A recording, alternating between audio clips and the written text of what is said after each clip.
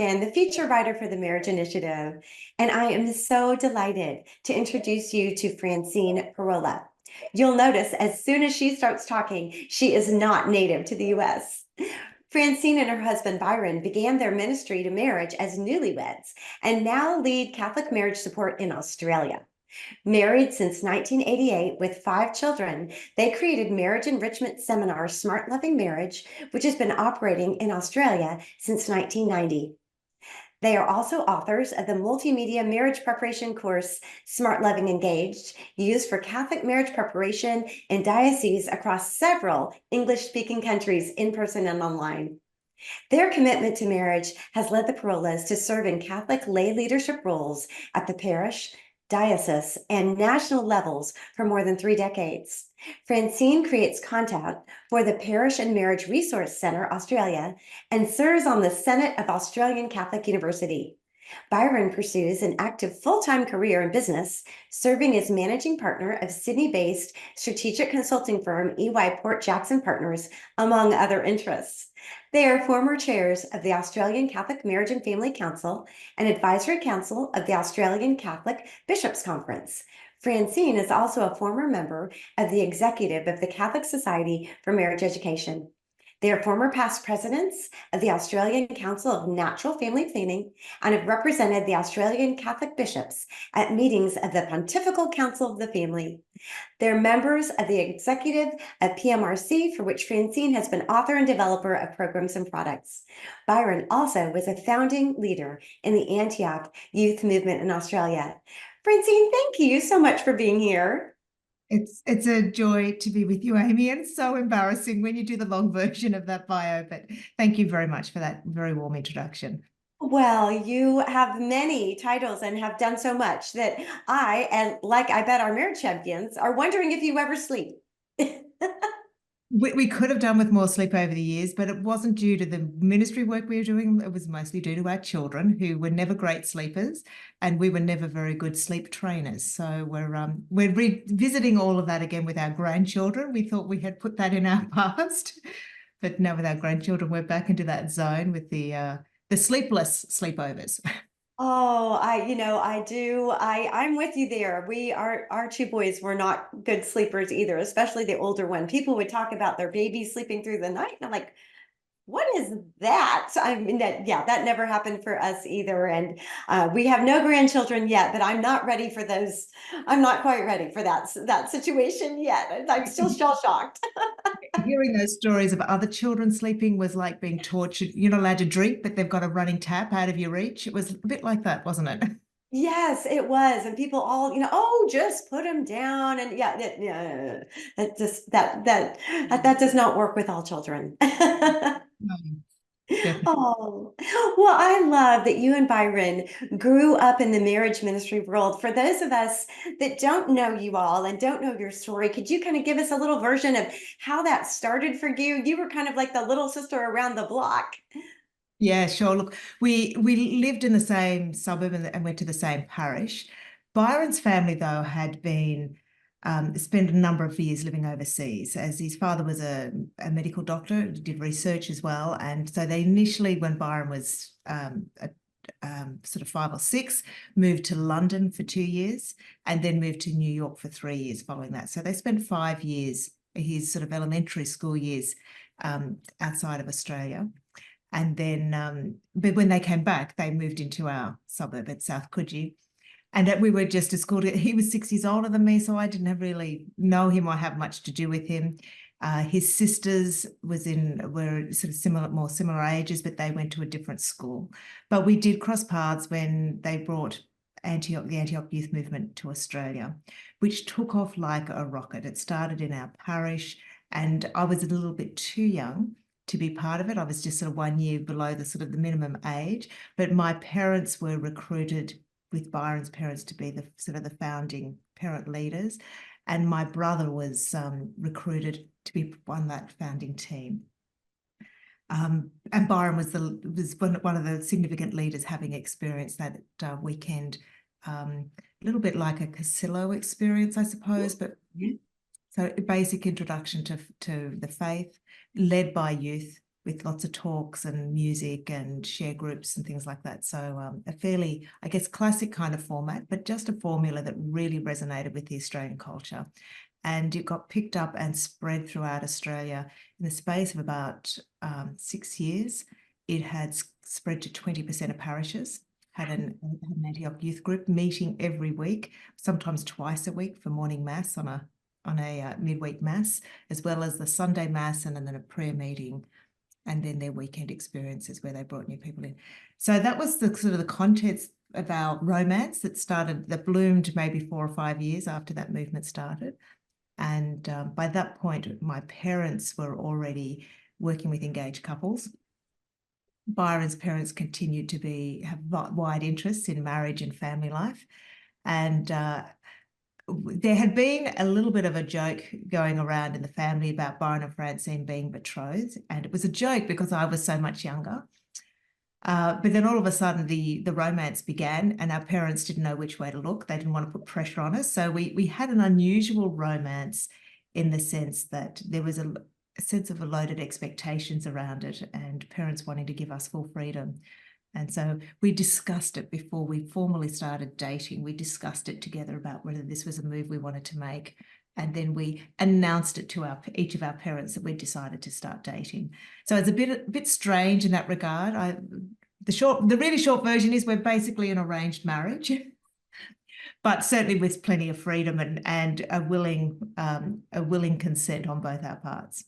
Oh, and it wasn't, and one thing that you kind of touched over, that both of your parents, both sets, were very instrumental in bringing the worldwide marriage events to Australia, and really laid that foundation for you all. And then you, shortly after marriage, you went to New York. And tell us what happened there in New York, because you connected with someone who was very important in that worldwide marriage encounter. So Father Chuck Gallagher, or Charles Gallagher, a Jesuit priest who was one of the founders of Worldwide Marriage Encounter, had been visiting Australia with both Byron's parents had brought Marriage Encounter to Australia after their first visit to the United States. And so Father Chuck was working with them and other worldwide leaders to establish Marriage Encounter to Australia. And then on a subsequent trip about 10 years later, they then brought the youth movement back, which is where I came in on the scene, I suppose. But before that, having started Marriage Encounter Australia, my parents were among the first couples to attend the Marriage Encounter weekend here. And it was a revolution for their marriage. They spoke openly about it from there. They got involved in a number of different marriage initiatives, never presenting Marriage Encounter weekends, but doing what they called the resource programs. So they ran courses in high schools. They then did the marriage preparation course, and we had hundreds of engaged couples that would come to our home over the course of several years.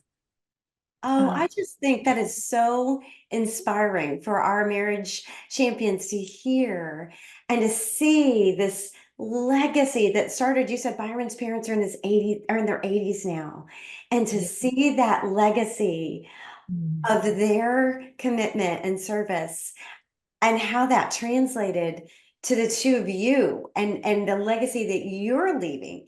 And then Father Chuck, he mentored you, correct? While you had your 2 years in New York?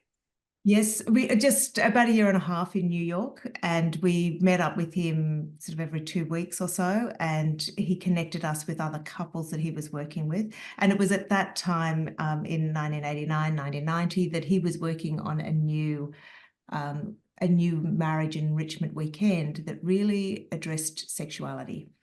And he was finding he had stepped out of leadership of Marriage Encounter some years before, and he was finding that in his work with couples that the issues around sexuality were really becoming quite pointed. And it wasn't so much the sorts of things that your mind might go to now with our current debates. It was really around this understanding of the complementarity of men and women and the unique gifts that each of us brings to marriage and to the relationship. And back in the 90s, or the 80s particularly, there was a real cultural assault on complementarity. It was seen to be the doorway to treating women as unequal, as lesser. And he very much had the sense, and was coming through from Pope John Paul II at the same time through his teachings, that we can acknowledge our differences without thinking that it makes one of us lesser than the other. And so that became a real foundational principle for the work that we were doing, was to celebrate the differences, but not to pretend that they don't exist, to think about it in terms of the whole person, not just physical differences, but to look at it in the fullness of the human person. Oh, well, I love that. And then you came back to Australia. We came back to Australia with a prototype program, yes. It was called Celebrate Love then. Mhm. And it was still in development, so we were collaborating with our colleagues in the United States to continue to develop that. And just because of the distance, the programs at that point started to diverge a little bit, and take on sort of cultural adaptations, which meant that gave us, I guess, access to the Australian culture. In our previous chat with you, Amy, I think I mentioned that one of the things that was really a beautiful aspect of the American version of the program is these small prayer groups, where couples pray with others on this weekend for their marriage. And we just had a sense that that would be a little bit too intimidating for Australian couples. We have a much more reserved nature here, and because we've got stronger British roots. Yeah. So we decided that we would do a workaround with the element of prayer, leading them to pray together as a couple rather than with other couples. And there was a few other sort of changes around the programming in line with that sort of cultural difference. And so we were then able to, once that program was hitting its stride, we were able to introduce it to other places throughout Australia, into New Zealand. We introduced it to the United Kingdom, Uganda, Singapore, Malaysia. So there's been a spread from here through the east of Asia and into Britain, mostly through the English-speaking community, obviously. Well, I love that. And it was called Celebrate Love in Australia, and then you rebranded and renamed it Smart Loving. What's it called in America, just so we might have a frame of reference? Oh, it's been recently rebranded in America. It's now Evermore in Love is Okay. and our dear friends and very powerful couple in our lives, mentors, Ron and Kathy Thayer, are still active. They're 15 years our senior, but they're still active in ministry. They now reside in Florida. So Evermore in Love. Look that one up. It's our sister program, if you like, in the United States. Well, I love that because, our most of our marriage champions probably watching this are probably US based, but then we do have people like you who travel worldwide, or some of our US people go elsewhere. And it's nice to know that Smart Loving has application. You mentioned Uganda, and tell about how you had mentioned that some of the ways you adapted it, particularly for the Australians, also made it more appealing to some of the English speaking world who unlike Americans aren't used to just raising their hand and jumping right in. Talk about that, because it was really interesting. It's a very unique and special gift of Americans. And one of the things we do love about your culture, and having lived there for a little bit ourselves, we really appreciate the American optimism and energy and confidence. And it's such an attractive and endearing feature and I know it's even in America, there's lots of different cultures as well. It's not necessarily uniform, but it is one of the characteristics of America that we do really appreciate. So some of the things that I guess, that's worth noting is that the content that we didn't design it necessarily this way, but we discovered it as we were running these weekend retreats, is that the content had a universal application to it. And so, for example, one of the topics that we address is this idea of body image and our freedom to give ourselves fully to our spouses in lovemaking is sort of the context of it. And so one of the things that just comes up is, well, body image, and how does that inhibit us? And in our culture, our Western culture, where the models are like stick figures, carrying too much weight is often a point of shame in being naked before our spouses. But we found that in Uganda, we had a conversation with a couple where the husband was so distressed because his wife felt unworthy of him because she was slender. And so in their culture, plumpness is a sign of prosperity. And so they want their women particularly to be carrying a little bit of adipose tissue, because that's a sign that they're providing really well for them. And he was trying to reassure her that it made absolutely no difference to him, but the cultural impact, even in such a very, very different culture ours. And so the principle of acceptance of our bodies and of our body shape and body image applied, but just from the reverse perspective. And everywhere we went, we found that different principles that we were exploring, things like the patterns of relationship between men and women. There was a universal application. There sometimes might be a slight nuance, but that it really did resonate because we were speaking into the very foundation of human nature. And one of the beautiful ways that you kind of did a workaround to teach your couples how to pray together, because again, even for our marriage champions in America, they may be ministering to a shyer population, or maybe they have like a Korean American church, or a different church that again is a little more culturally. I know even my friends, I have a prayer group with some of my friends, and they're not always comfortable praying out loud, just even among women that have known each other for some of us for a quarter of a century. But I have used some of your techniques over the years to ease them into that. So share those with our marriage champions.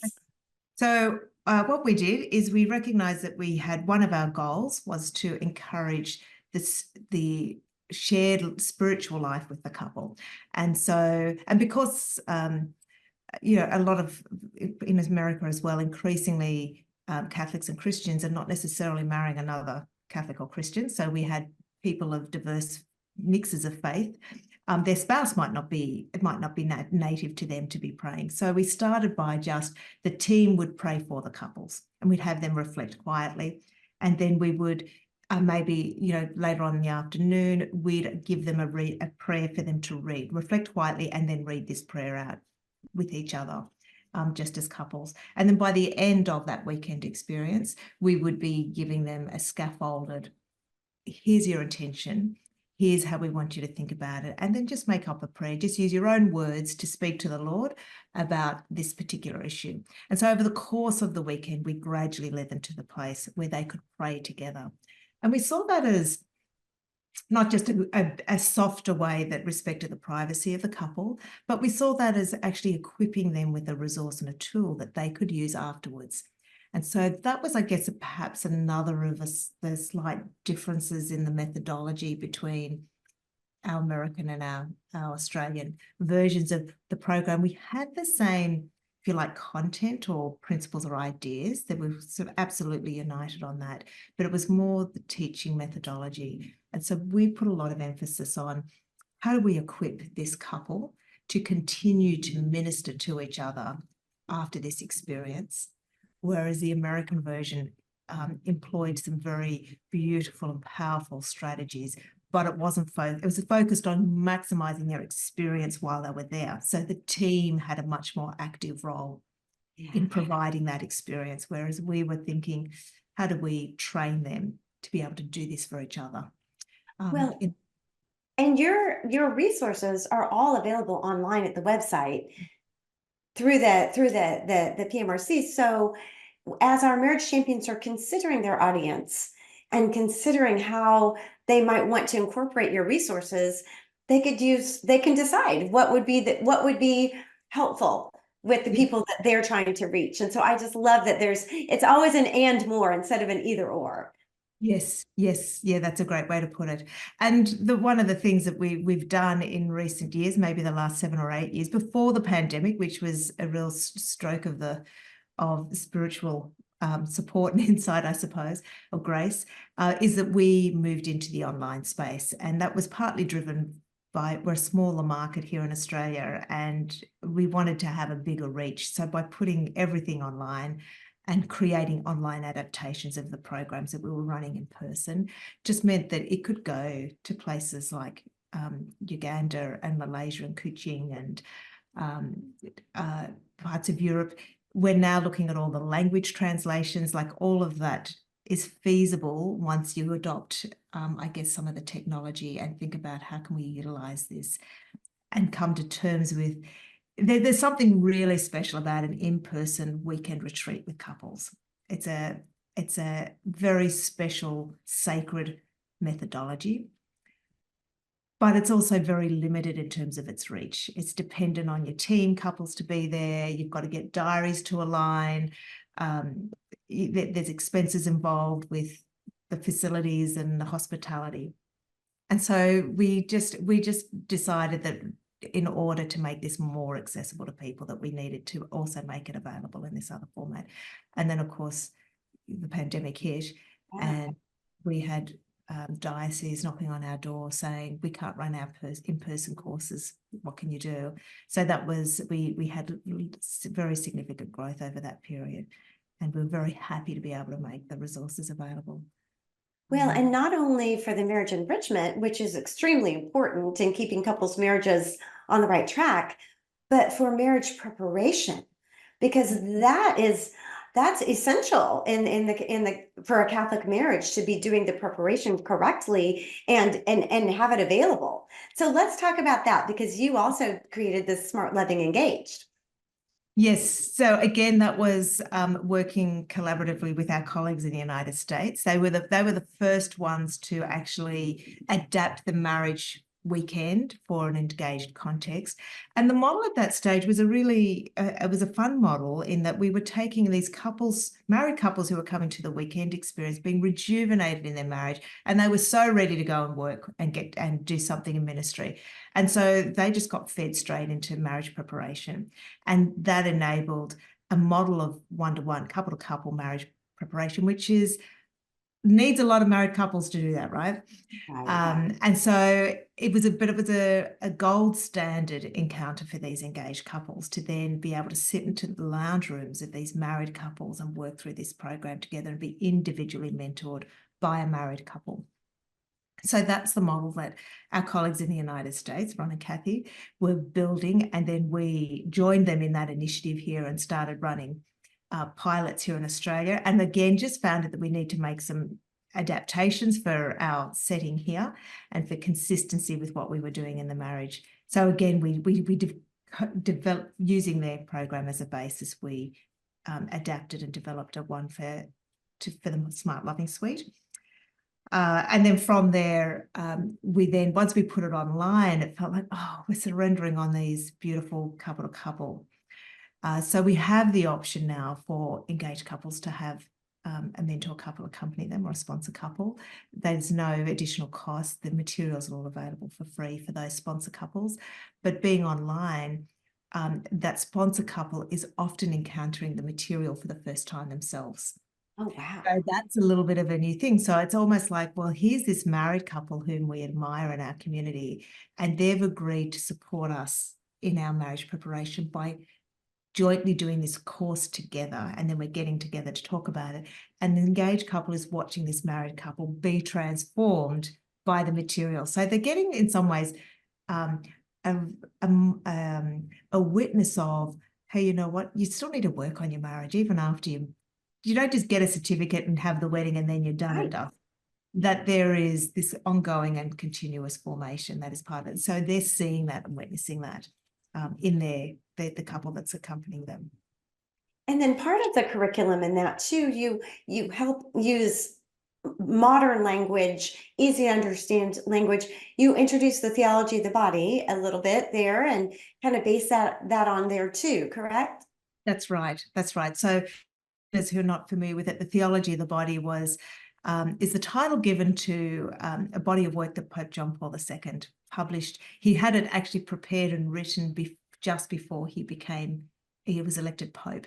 And so after he became the Pope, he delivered it in pieces in the Wednesday morning audiences over 5 years. Wow. And then it subsequently been collated and published as a whole body of work.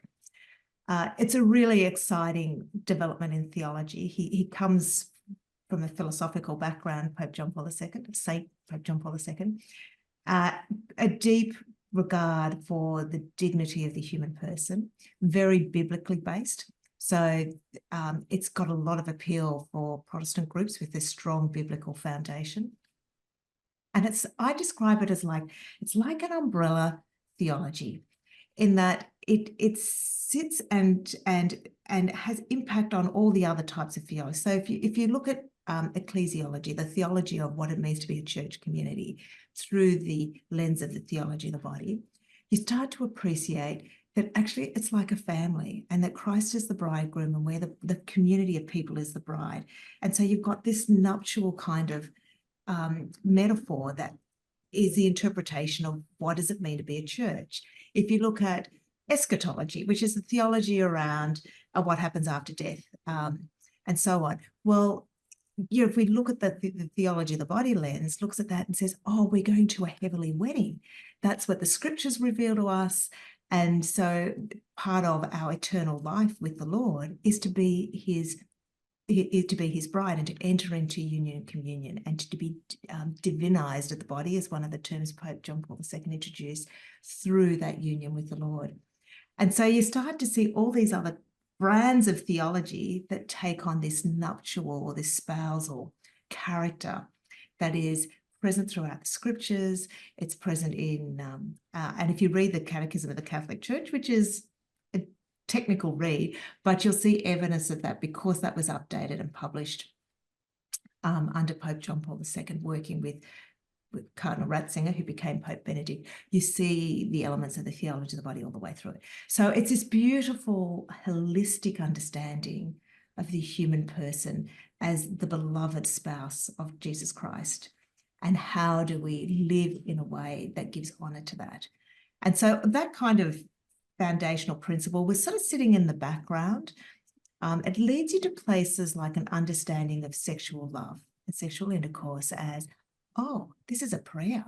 This is not just a recreational activity, but this is a way of giving honor and glory to God. This is a way of imaging the Trinity in the human world.